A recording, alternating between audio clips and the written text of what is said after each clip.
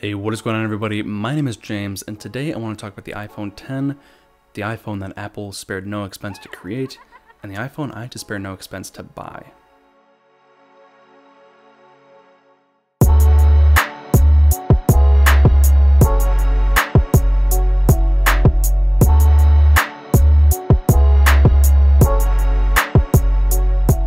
Now when you see this phone, there's a few things that definitely stick out, and the first is the new design.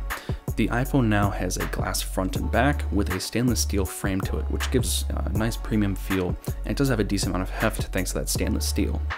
The glass on the back enables wireless charging, so you don't even have to plug your phone in anymore. You can just kind of lay it on a pad at night, and it'll charge overnight, so that way you can just grab it and go in the morning.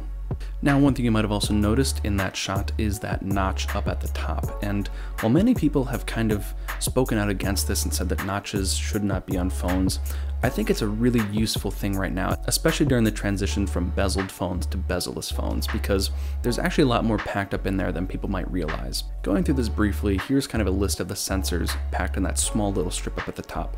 There's the front-facing camera, there's a dot projector, a flood illuminator, an IR sensor, an earpiece, a proximity sensor, all in that little tiny strip up at the top, and you would never really notice any of those are there unless you looked for them. While many people say that it does get in the way, I believe the opposite. I think it actually gives you a few extra features than phones without notches, like the old iPhone 7 or 8.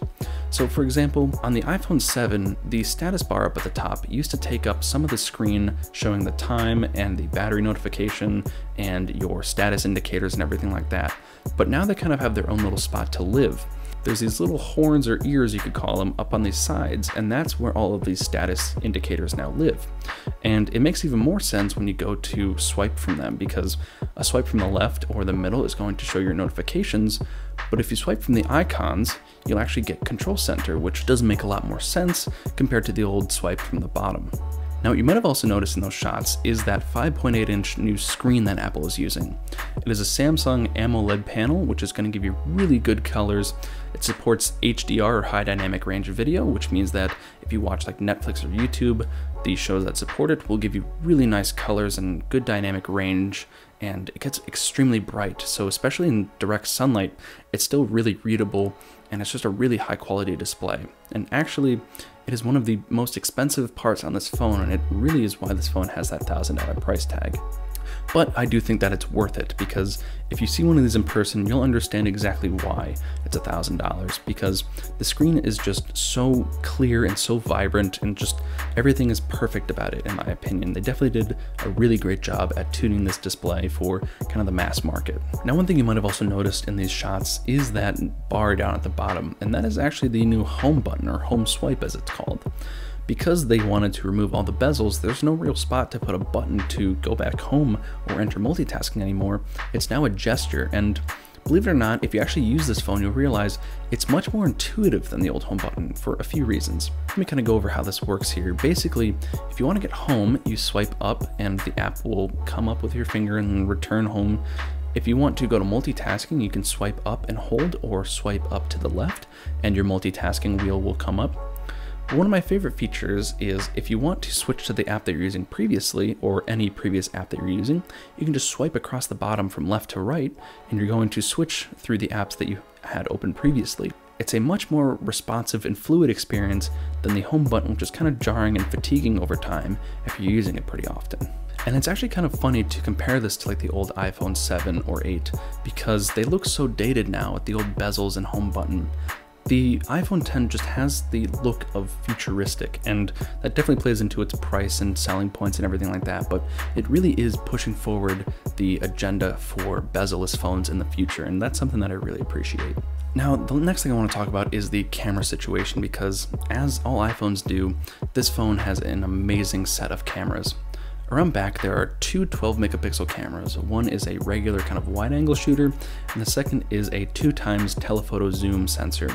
And the reason that this is important is because on older iPhones, or really any other phone, if you go to zoom in, what you're doing is you're just kind of cropping this big image and you're just cropping out a lot of the other area. But with this 2x zoom, if you go to zoom in, it's actually going to use the second camera, which is already getting a cropped in picture. So this way you're getting an optical image instead of a digitally cropped image, meaning that you're going to get a much higher quality picture in the end instead of one that's kind of grainy or noisy or just really pixelated. They're both optically stabilized too, so this way you're going to get really stable shots, and they're both actually capable of 4K 60 frames per second video, which is something that even $4,000 or $5,000 cameras aren't capable of yet, and that's packed in a phone. The next thing I want to discuss is the slow motion capabilities of these cameras, because it's really interesting to see how far this has come. This phone can record up to 1080p video at 240 frames per second, which even my camera here, the Panasonic GH4, can only record 1080p at 96 frames per second. So this is doing about 2.5 times that speed in a phone that fits in your hand. It's just beyond impressive.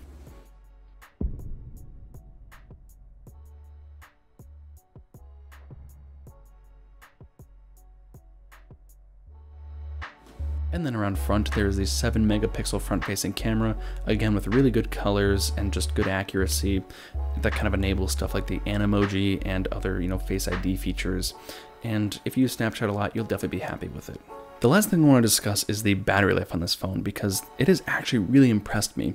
I didn't expect this phone to be that efficient given the powerful chip inside of it and the large screen and the high resolution of that screen too, but actually I'm averaging 6.5 hours of screen on time, which is really impressive given the statistics and specifications of this phone.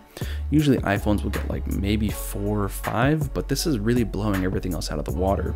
It's pretty surprising how little you actually have to charge this phone. I'll charge it overnight, I'll take it off about 8 or 9 in the morning, I'll use it the full day pretty heavily, and by the time I get home and put it on the charger at about like 10 o'clock or 11 o'clock at night, I'm still at like 30% battery. It's really astounding how much power is packed into this phone. Now the last thing I want to discuss is my iOS experience, and that's something that's not necessarily specific to the iPhone 10, the iPhone 7 and 8 and 6 are all kind of the same, and that's honestly the beauty I think of iOS, is that because it's so simple, it leads it to be able to be used on multiple devices that are older, and also because it's so simple, it allows Apple to really focus on the core elements of what makes an operating system good. So things like gestures and typing are really reliable and always work on the first try.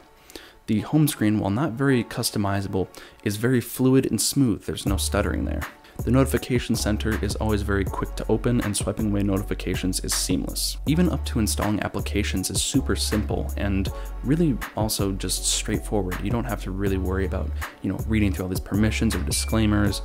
Apple is very smart about its privacy, so when an app needs to request something, it'll ask you before doing anything instead of giving you a long list that you can just press accept like Google does and not really know what you just accepted. So because it does it in this method, it really makes sure that the iPhones are secure and make sure that your data is safe.